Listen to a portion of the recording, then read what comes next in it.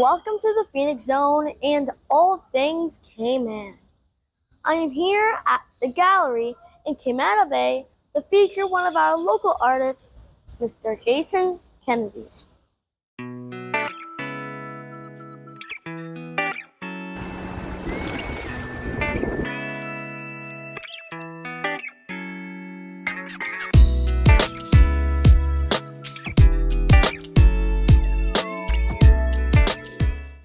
I am here with Mr. Jason Kennedy, one of our local artists and videographers. Mr. Jason, thank you for joining us today. Thank you, buddy. So, could you please share a little bit about your background and how you got started in art? I've always been doing it. My earliest memories are a piece of paper, some crayons, some pencil crayons, that whole thing, and just being in my own little world and creating. So I started kind of as young as you can get, and then from there, it was always sort of a hobby. You know, I was one of those guys that, I would be doodling on my binders in high school. I was the guy that you'd come to if you needed like a cover page for a project. I'd whip something up. So I've always been doing it, and then started taking it seriously when I was about 18. I went to York University in Toronto. And then from there, I sort of left it actually for a while. I left it for years, and then I got into business. I didn't want to be like a starving artist, a struggling artist, right? I didn't maybe have the confidence that I could make it. So I took some time off, and then I actually owe it to Cayman. When I moved here 15 years ago, I sort of got re-inspired, right? And I sort of found a lot of inspiration in the people here. I do mostly portraits. So I found a lot of inspiration in meeting the locals here and finding out kind of how the island works and that sort of thing. So I kind of owe it to Cayman that I can fulfill a career as a professional artist. So, congratulations on, well, obviously getting all this art.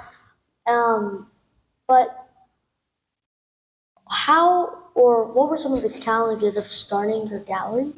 And could you please share a little bit about your gallery or the gallery? Yeah. I've called it the gallery, which is kind of like nice and simple. I wanted it to be to the point and not confusing in any way, which is a little bit of a marketing tactic, I suppose. But the challenges of opening up a gallery is that you sometimes have to separate the art from the business, because in a nutshell, this is a business, right? Art is my passion.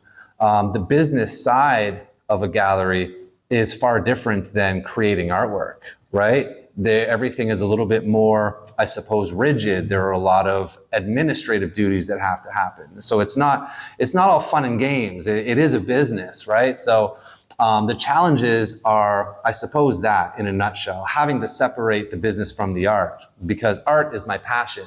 The gallery has become my passion. I get to exhibit my own work, but I also get to support other artists that have challenges getting exposure, right? So on the other side, the beauty of having a place like this is that you get to help people like Samuel Ito, I don't know if you can see in the background, and Josie Frazier and Janine Every, and other people that might need kind of help getting exposure. I'm lucky enough where I can have access to this space, right? So in order to help other people, you need to share the gallery. And that has been probably the biggest reward of having a gallery, is to see other artists being able to, shed some light on what they're doing. So you think some of the challenges are splitting the artwork, which is your passion, and the gallery, which is the business? Yeah. I think in a nutshell, that would be the biggest challenge, is having to separate those two, right? Because, if it were up to me, I wouldn't have to do all of the administrative things, all the boring business stuff. Pay rent is one, right? Fix the AC is another one. Having to rearrange so all of that business stuff, it's not as fun as painting, is it? Okay. So I've seen some of your artwork. Oh, and I'm seeing it right now. Mm-hmm.